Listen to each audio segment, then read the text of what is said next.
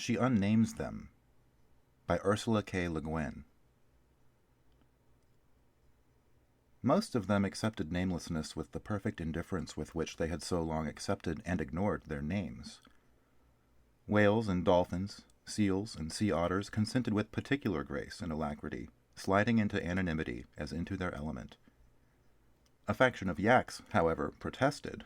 They said that yak sounded right, and that almost everyone who knew that they existed called them that. Unlike the ubiquitous creatures such as rats or fleas, who had been called by hundreds or thousands of different names since Babel, the yaks could truly say, they said, that they had a name. They discussed the matter all summer.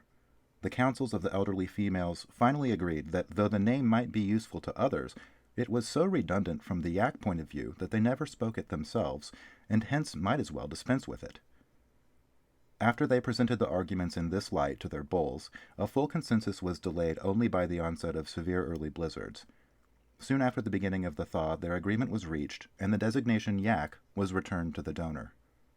Among the domestic animals, few horses had cared what anybody called them since the failure of Dean Swift's attempt to name them from their own vocabulary. Cattle, sheep, swine, asses, mules, and goats, along with chickens, geese, and turkeys, all agreed enthusiastically to give their names back to the people to whom, as they put it, they belonged. A couple of problems did come up with pets. The cats, of course, steadfastly denied ever having had any name other than those self-given, unspoken, ineffably personal names which, as the poet named Eliot said, they spend long hours daily contemplating. Though none of the contemplators has ever admitted that what they contemplate is in fact their name, and some onlookers have wondered if the object of that meditative gaze might not in fact be the perfect, or platonic, mouse. In any case, it is a moot point now. It was with the dogs, and with some parrots, lovebirds, ravens, and mynas that the trouble arose. These verbally talented individuals insisted that their names were important to them, and flatly refused to part with them.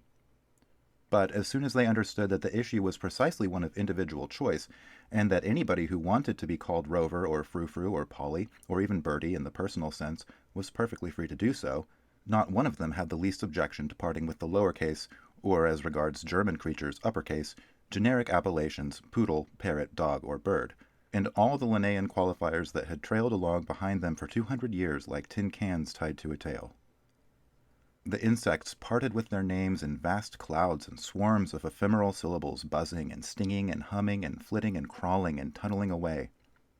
As for the fish of the sea, their names dispersed from them in silence throughout the oceans like faint, dark blurs of cuttlefish ink, and drifted off on the currents without a trace.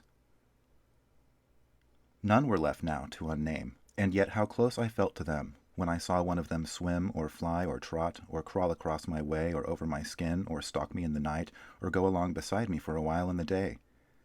They seemed far closer than when their names had stood between myself and them like a clear barrier, so close that my fear of them and their fear of me became one same fear, and the attraction that many of us felt, the desire to smell one another's smells, feel or rub or caress one another's scales or skin or feathers or fur, taste one another's blood or flesh, keep one another warm. That attraction was now all one with the fear, and the hunter could not be told from the hunted, nor the eater from the food. This was more or less the effect I had been after.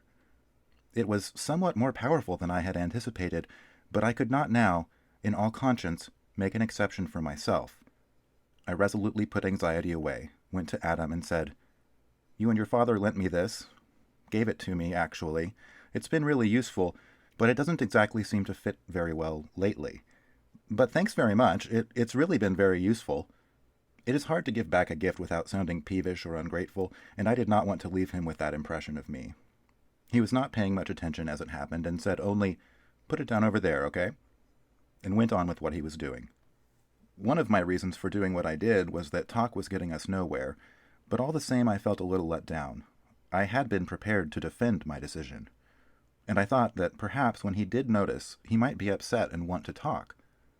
I put some things away and fiddled around a little, but he continued to do what he was doing and to take no notice of anything else. At last I said, "Well, goodbye, dear. I hope the garden key turns up."